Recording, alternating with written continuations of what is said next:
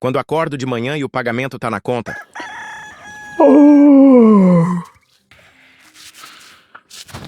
Acho que meu dinheiro caiu na conta. Eu vou logo ver.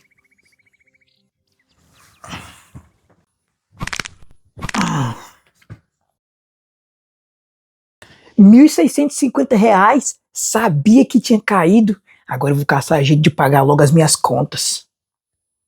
Eu vou pagar primeiro os cartão.